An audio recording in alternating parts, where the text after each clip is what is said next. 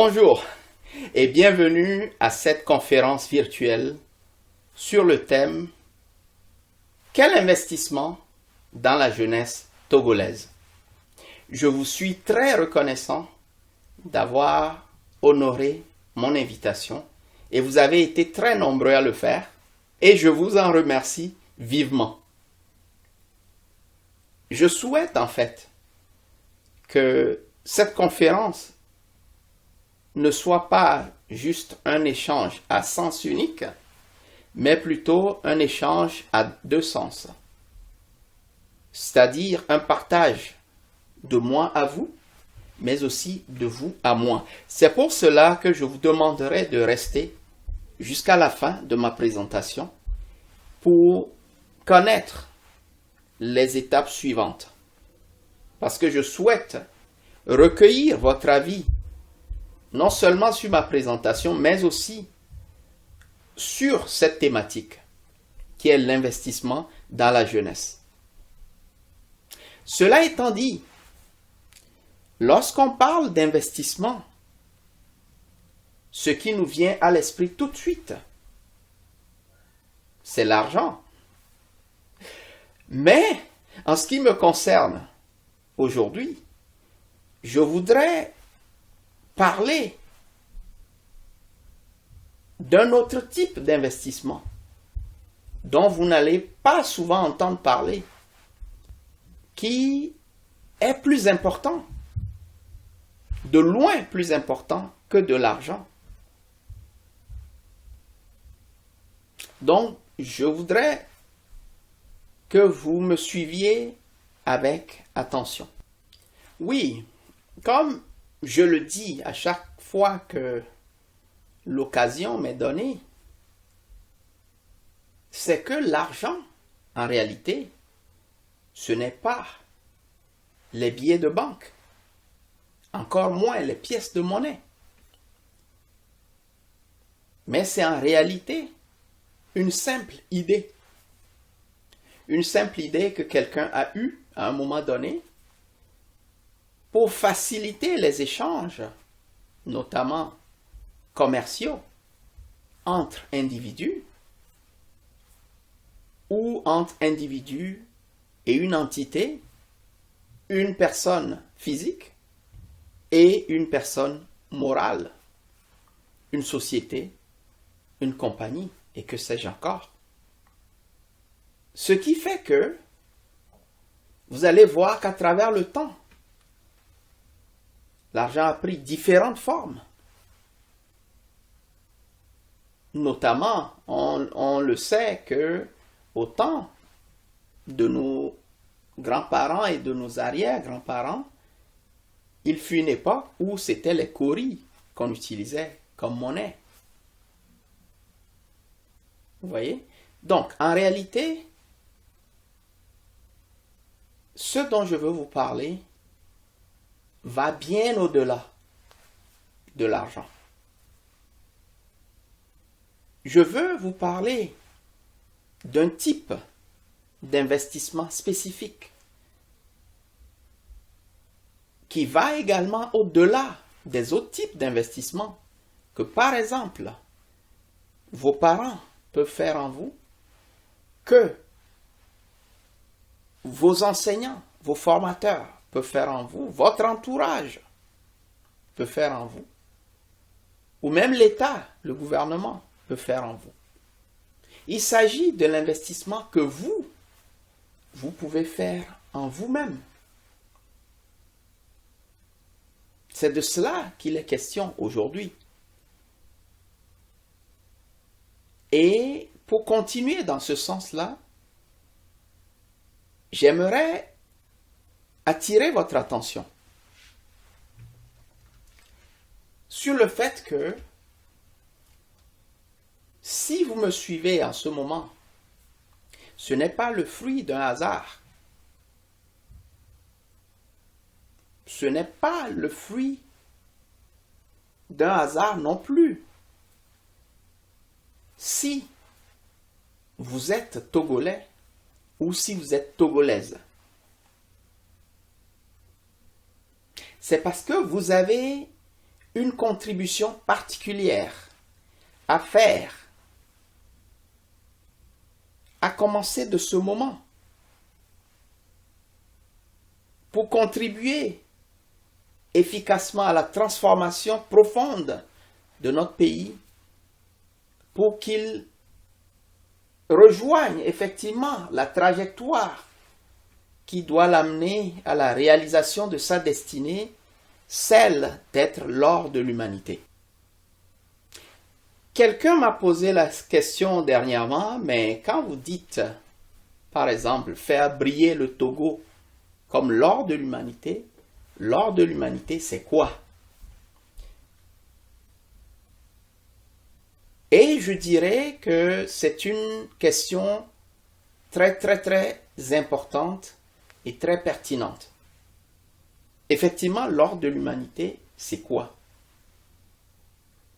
En ce qui me concerne, j'aurais souhaité poser la question aux pères de l'indépendance de notre pays, qui ont eu l'inspiration d'insérer cette expression dans notre hymne national. Faire encore de toi, sans nous lasser, Togo chéri, l'or de l'humanité. Dans le deuxième couplet de notre hymne national. Malheureusement, je n'ai pas cette occasion-là de pouvoir leur poser la question. Alors, je ne peux que m'imaginer ce que cela voudrait signifier. Et en ce qui me concerne, lorsque je considère l'or, ça représente quelque chose de pur, ça représente quelque chose de précieux, ça représente quelque chose d'important. Ça représente quelque chose de grandiose. Et donc, j'en conclus que le Togo, l'or de l'humanité, signifie un modèle positif, un modèle d'excellence, pas seulement pour ses voisins immédiats, mais au-delà du continent, un modèle pour toute l'humanité, pour le monde entier. Mais comment cela pourrait se matérialiser? Une telle vision. En ce qui me concerne, je crois fermement que cela viendra par le dynamisme, l'engagement et l'amour des fils et filles du Togo, sans distinction aucune, de travailler ensemble, main dans la main, pour matérialiser ou concrétiser une telle vision. Parce que c'est une vision qui est tellement grande qu'une seule personne ou qu'un groupuscule de personnes seuls ne peuvent matérialiser. Cela prend ou cela requiert une très grande synergie de toutes les composantes, de toutes les couches de notre pays pour que cela devienne une réalité. Mais lorsque nous considérons l'état de déchéance avancée qui prévaut dans notre pays, que je n'ai pas de gêne à comparer à la médiocrité, nous pouvons bien nous permettre d'avoir des doutes sur notre capacité ou la capacité de notre pays à devenir effectivement l'or de l'humanité. Parce que lorsqu'on considère les mauvais exemples que notre pays a été sur ses voisins ou sur d'autres pays africains, notamment, je vais citer par exemple, les coups d'État militaires ou les coups d'État constitutionnels, les modifications de notre Constitution qui n'ont pas été faites dans les règles de l'art et selon la volonté populaire et qui clairement été copiées dans la sous-région et au-delà, cela peut nous faire penser à un Togo qui ne changera jamais. Mais moi, je tiens à vous dire que notre pays, le Togo, doit changer et va changer. Il en va de l'engagement sincère et sérieux de chacun d'entre nous, surtout de vous qui m'écoutez en ce moment. Quel que soit l'âge que vous avez, quel que soit votre rang social, cela importe peu. Ce qui importe, c'est que vous êtes Togolais ou que vous êtes Togolaise et que l'avenir de notre pays dépend de votre engagement et de l'amour sincère que vous avez pour ce pays, pour vos concitoyens, pour vos compatriotes. C'est de cela qu'il s'agit. Alors, pour revenir au thème de l'investissement, j'ai compris une chose à travers mes expériences et à travers ma curiosité, qu'en réalité,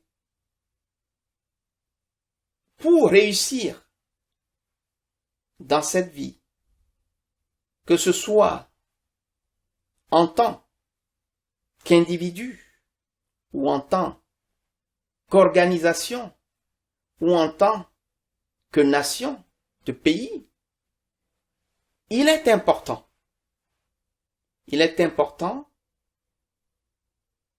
d'aller à l'école de la vie, soit individuellement ou collectivement. Et c'est de là que nous pouvons atteindre quelque chose de différent, de positif par rapport à notre réalité d'aujourd'hui. Cette école de la vie dont je parle est nettement différente de l'école institutionnelle, en ce sens surtout qu'elle est ouverte à tout le monde. Elle est ouverte à tous les individus, elle est ouverte à tous les peuples, à tous les pays, à toutes les nations. Donc, le choix d'y aller nous incombe. Je dirais même qu'elle ne nous donne pas en réalité le choix. Mais la décision d'y réussir dépend essentiellement de nous. L'une des choses capitales que j'ai apprises et que j'ai eu le grand privilège de partager avec des jeunes de différents horizons et qu'aujourd'hui j'ai le grand privilège de partager avec vous, c'est ce que j'appelle la formule de la réussite. Alors, la formule de la réussite s'énonce comme suit: vision plus détermination, plus adversité, plus persévérance égale réussite. Je répète, vision plus détermination, plus adversité, plus persévérance égale réussite. De cette formule, vous remarquerez qu'en réalité, il y a 3 facteurs qui dépendent essentiellement de nous en tant qu'individus. Il y a la vision, il y a la détermination et il y a la persévérance. L'adversité provient des éléments extérieurs. Mais vous remarquerez que lorsque la vision est présente, la détermination y est, et que cette détermination est soutenue à travers le temps, c'est-à-dire par la persévérance, ces trois facteurs-là suffisent pour neutraliser l'adversité. En réalité, l'adversité, c'est quoi? Ce n'est qu'une façon d'éprouver notre détermination, notre désir ardent de voir se concrétiser notre vision. Ce n'est que ça. Ou quelqu'un d'autre dirait que c'est le prix que nous devons payer pour obtenir ce que nous avons énoncé dans notre vision. En tant que personne, nous en avons besoin. En tant que groupe de personnes, nous en avons besoin. En tant que pays, nous en avons besoin. En tant que continent, nous en avons besoin. Alors vous allez me demander, pourquoi vous ne nous dites pas directement l'investissement que nous allons faire en nous-mêmes? Eh bien, nous y sommes. L'investissement qu'il est important que vous puissiez faire en vous-même et qui va dépasser tout autre investissement qu'on peut faire en vous, c'est celui de votre temps.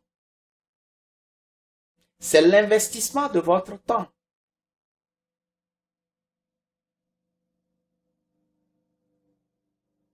Et sur ce plan, nous sommes tous au même niveau. Le Créateur n'a favorisé personne par rapport à ça. Parce que vous preniez le petit, le grand, le riche, le pauvre, le blanc, le noir, le jaune, le rouge, que sais-je encore, nous avons tous, en une journée, 24 heures. Nous sommes tous au même pied d'égalité. Nous avons tous 24 heures. 24 heures que nous pouvons décider soit de dépenser follement comme on dépense de l'argent, ou bien que nous pouvons décider d'investir dans notre avenir comme on tirait de l'argent pour que cela puisse porter du fruit. Et donc, de cet investissement de temps que vous allez faire en vous-même, en vous donnant une vision,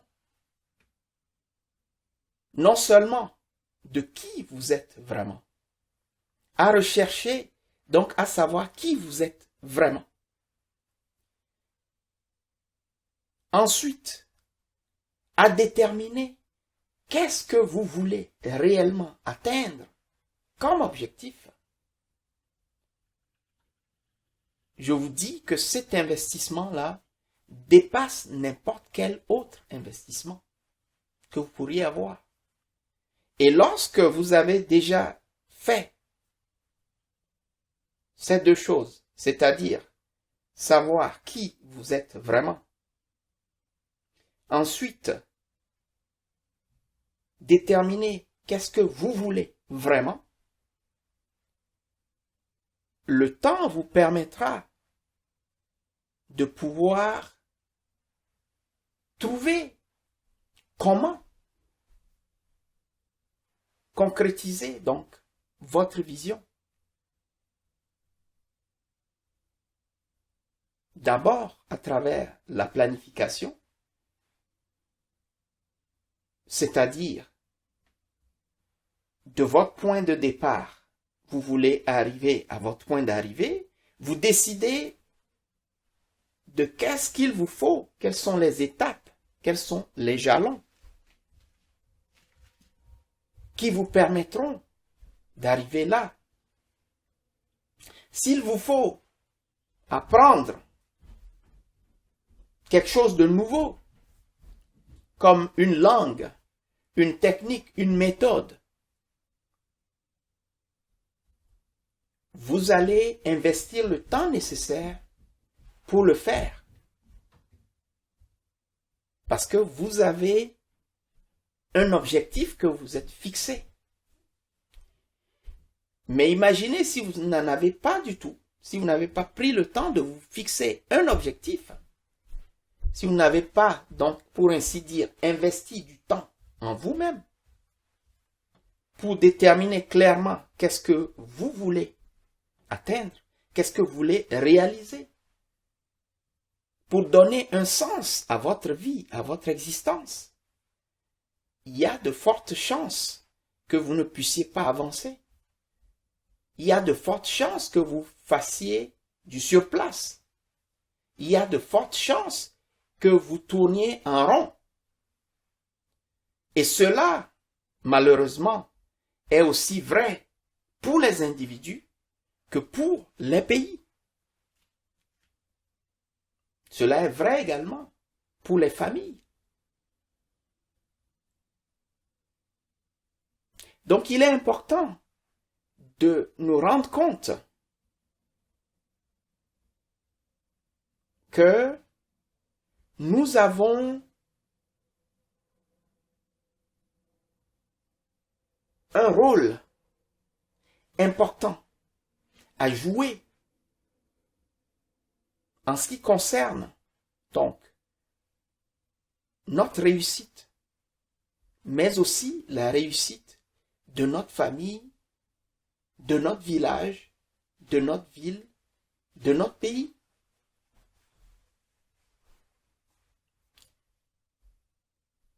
En ce qui me concerne, c'est quelque chose que j'ai compris quelque peu tardivement, que j'aurais souhaité en fait, je parle de cette formule pour la réussite, j'aurais souhaité l'avoir connue beaucoup plus tôt.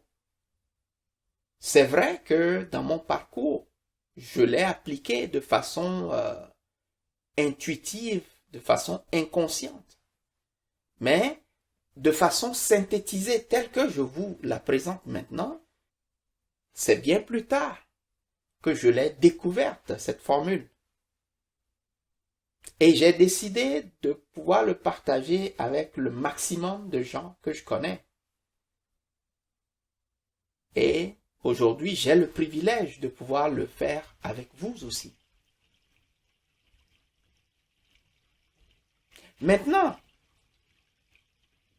l'autre facette de l'investissement que vous devez faire en vous-même, au-delà de la vision que vous avez de vous-même et des objectifs que vous voulez atteindre, c'est le temps que vous allez investir à cultiver des relations harmonieuses avec vos proches, les membres de votre famille, vos amis, vos collègues, même les gens que vous ne connaissiez pas. C'est cela qui fera aussi une grande différence. Parce qu'en définitive, vous constaterez que c'est en fait avec l'aide des autres que vous allez réussir. C'est vrai que c'est vous qui devez marquer le point de départ. C'est vous qui devez poser le premier pas. Mais par la suite, vous allez remarquer que lorsque vous avancez effectivement vers la réalisation d'une vision ou d'un objectif bien précis que vous vous êtes donné, c'est avec le concours des autres que vous allez pouvoir y arriver, soit rapidement ou bien lentement, ou carrément que vous allez subir une forte opposition pour y arriver. Donc il est important que vous puissiez cultiver de bonnes relations avec les gens, que vous les connaissiez ou que vous ne les connaissez pas. Petits ou grands, riches ou pauvres, il est important de pouvoir valoriser tout le monde. Et ça, je vais m'attarder quelques instants là-dessus. Ça nous manque dans notre pays. Ça nous manque dans notre pays parce que nous sommes arrivés à un point où nous dévalorisons l'être humain. Qu'est-ce que je veux dire par là? C'est que nous sommes arrivés à un point où la vie, où la liberté de nos prochains, de nos concitoyens, n'ont pratiquement aucune valeur à nos yeux, ce qui est regrettable. C'est pour ça que malgré tous les efforts que nous pouvons faire, et ce, jusqu'à ce que nous comprenions cette erreur, cette grave erreur que nous commettons dans notre pays, pour la corriger de façon radicale, nous ne pouvons pas avancer. Nous ne pouvons pas avancer. Parce qu'en réalité, les choses que l'on crée et qui réussissent sont le fruit de l'amour. Ça vient du plus profond de nous, de notre être, et c'est le fruit de l'amour. C'est l'amour qui permet de bâtir. La haine détruit. Nous ne pouvons pas bâtir avec la haine. Nous ne pouvons que bâtir avec l'amour. Seulement avec l'amour. Sur la base de l'amour que nous pouvons réaliser des choses. C'est pour cela que la vision dont je parle tantôt, que ce soit celle que vous avez de vous-même, ou bien celle que vous voulez réaliser, ça doit être basé ou pétri d'amour pour que cela devienne effectivement une réalité. Sans cela, tous les efforts, toute l'énergie que vous allez dépenser sera vouée à l'échec. Et je dirais que je suis très ravi de constater qu'en fait,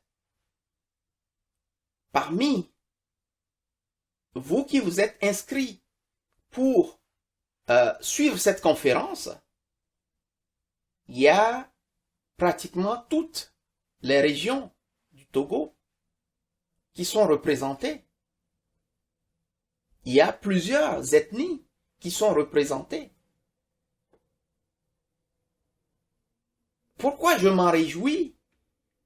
C'est parce qu'en réalité, nous sommes des frères qui sont condamnés à vivre ensemble sur un même territoire, malgré ce que nous pouvons considérer comme des différences qui sont en réalité des richesses, pour nous compléter les uns les autres et former un tout harmonieux.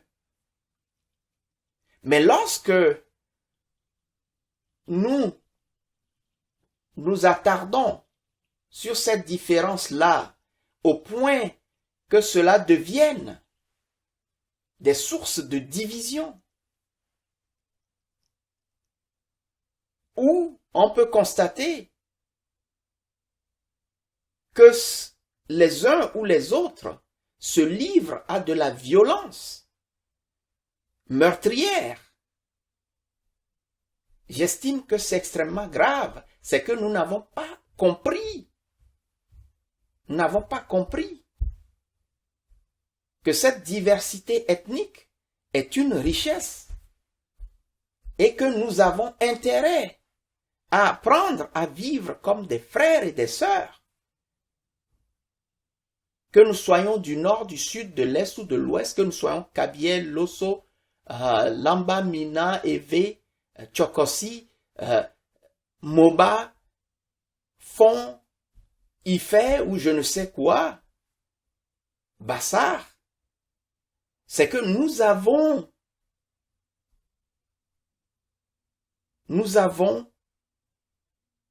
l'unique opportunité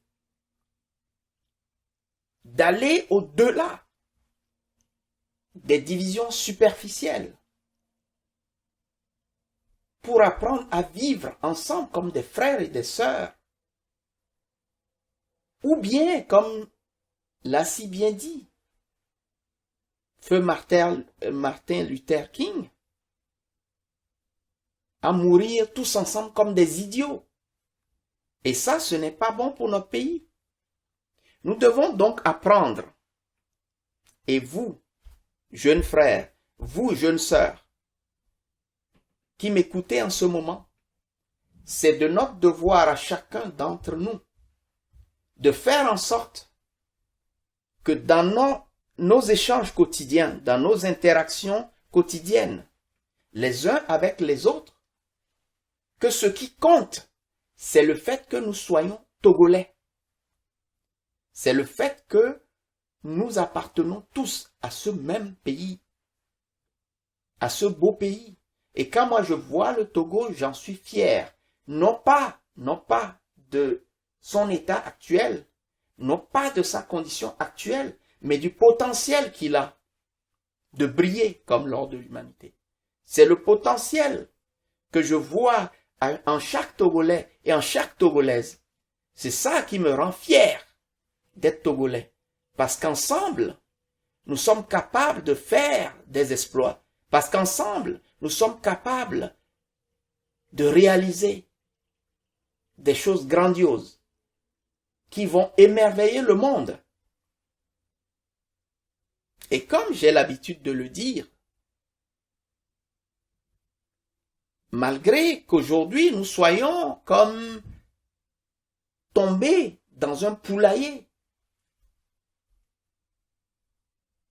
pour ainsi dire, dans un désordre et dans une médiocrité qui ne dit pas son nom, nous ne sommes pourtant pas des poussins, mais nous sommes des aigles, nous sommes des aiglons.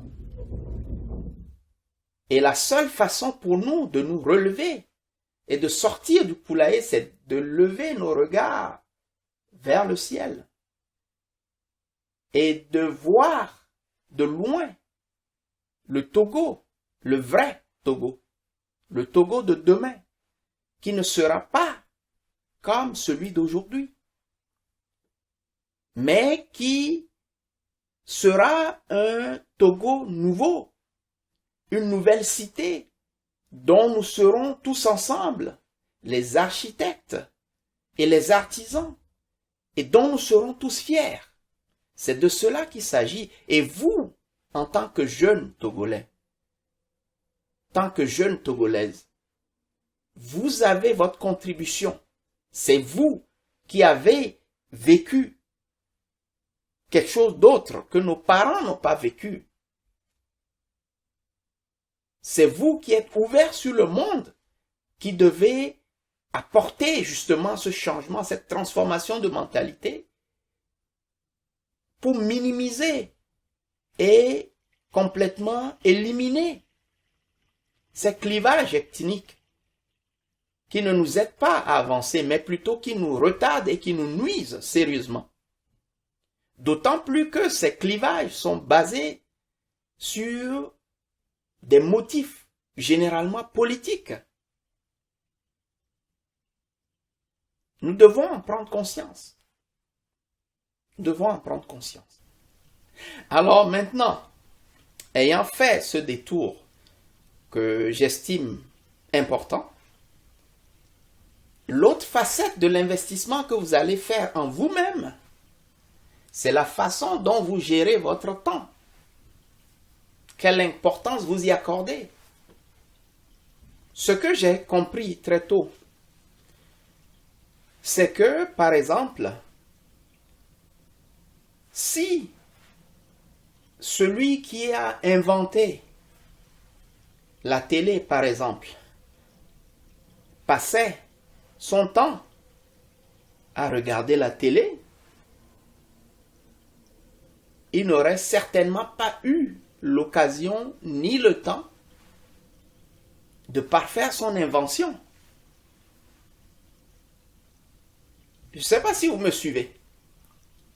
Si celui qui a inventé la télé passait son temps, donc dans toutes sortes de distractions, il n'aurait certainement pas eu le temps de parfaire son invention. Cela voudra dire quoi? Que nous devons être suffisamment jaloux de notre temps pour ne pas le perdre sur toutes sortes de distractions. Je n'ai rien contre que vous soyez un passionné du football et qu'au lieu de le pratiquer pour, par exemple, jouer pour l'équipe nationale, pour nous permettre de devenir des champions d'Afrique et des champions du monde, et Dieu seul sait que nous avons besoin d'une équipe de football, ou même sur tous les plans sportifs, pour que notre pays devienne une nation sportivement respectée. Si au lieu de passer votre temps à cultiver cette excellence dans le domaine sportif, vous passez plus de temps à suivre des matchs de niveau professionnel au détriment du temps que vous allez accorder à la réalisation de votre vision, sachez une chose, c'est que vous regardez des gens qui sont payés des millions, pour ne pas dire des milliards de francs CFA. Vous voyez? Eux, vous les regardez pendant qu'ils font leur travail pour lequel ils sont payés. Mais vous n'êtes pas payé du tout. Et vous passeriez donc votre temps à les regarder au lieu d'investir ce temps à réaliser votre objectif que vous êtes fixé. C'est clair que il y aura un déficit quelque part et ce déficit-là serait à votre dépens. Je ne suis pas en train de dire de ne pas regarder des matchs, non, pas du tout. Mais en le faisant, souvenez-vous que vous avez un objectif de vie, soit à trouver ou à concrétiser. Vous voyez? Et là-dessus, je vais partager quelque chose avec vous très rapidement. Imaginez-vous si chaque jour que Dieu fait, vous arrivez à dégager 1 heure de votre temps que vous consacrez à la réalisation de votre vision. C'est-à-dire 1 heure que vous gardez jalousement. Quel que soit ce que vous faites, que vous soyez étudiant, que vous soyez conducteur de Zémidian ou vendeuse au marché, je ne sais quoi, qu'est-ce que vous faites, ou que vous travaillez comme employé de bureau, si vous arrivez à dégager 1 heure de votre temps tous les jours, que vous consacrez à la réalisation de votre vision, de votre objectif de vie, en 1 année, sur 365 jours, vous auriez investi effectivement 365 heures. 365 heures dans la réalisation de votre vision.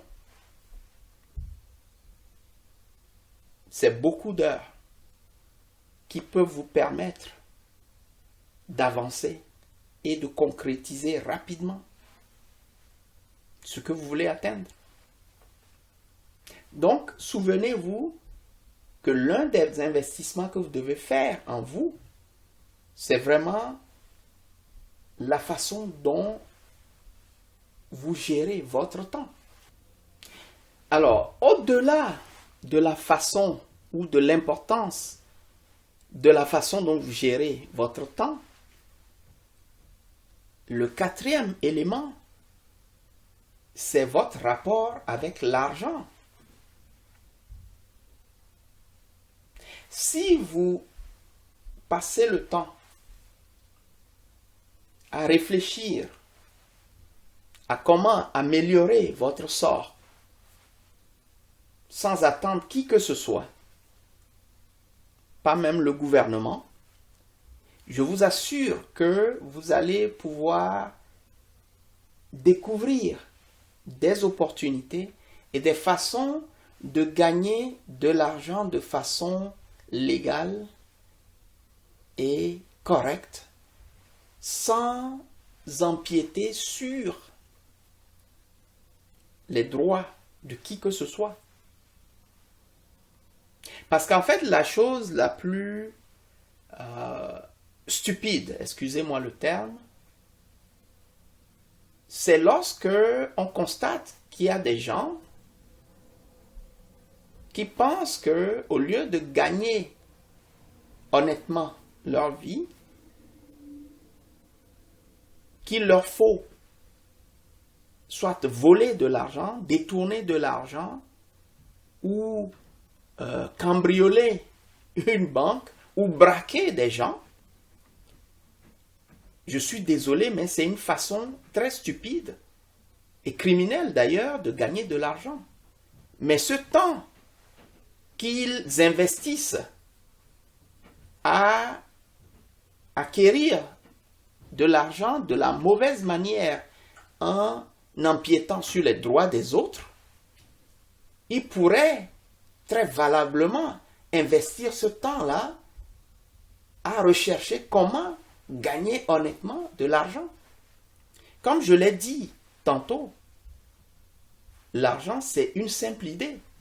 Et si vous passez du temps à réfléchir aux opportunités que vous pouvez saisir, aux problèmes que vous pouvez résoudre, ou aux facilités que vous pouvez apporter en comblant un besoin donné, vous allez vous retrouver avec une idée qui vous permettra de façon très honnête et très légale de gagner de l'argent.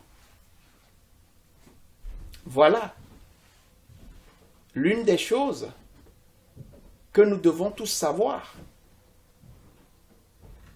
Et cela assainirait justement aussi nos relations. Parce que souvent, c'est l'appât du gain facile qui nous crée à nous-mêmes et peut-être même à nos proches toutes sortes d'ennuis. Vous voyez? Donc voilà rapidement le tour au sujet des 4 choses que sont donc la vision, les relations harmonieuses, la gestion du temps et la gestion ou la maîtrise de l'argent. Dans ces 4 choses, nous pouvons investir effectivement notre temps. Et ça, c'est un investissement que nous pouvons seulement faire nous-mêmes, en nous-mêmes, si vous me permettez de parler de la sorte. Et ça, personne ne peut nous l'enlever. Cela constitue vraiment l'investissement par excellence que nous pouvons faire en nous-mêmes pour avancer dans la vie, pour réussir dans la vie. Au-delà de ce que nos parents ont pu faire ou n'ont pas pu faire pour nous, au-delà de ce que notre famille ou nos amis ont pu faire ou n'ont pas pu faire pour nous, au-delà de ce que notre pays ou l'État a pu faire ou n'a pas pu faire pour nous, ce contrôle-là nous revient de qu'est-ce que nous faisons de notre temps. Parce que comme je l'ai dit il y a quelques instants, le Créateur, sur ce plan-là, nous a mis sur le même pied d'égalité. Tous, nous avons 24 heures. Et de la façon dont nous gérons ces 24 heures dépend notre statut. Que ce soit aujourd'hui ou bien à l'avenir.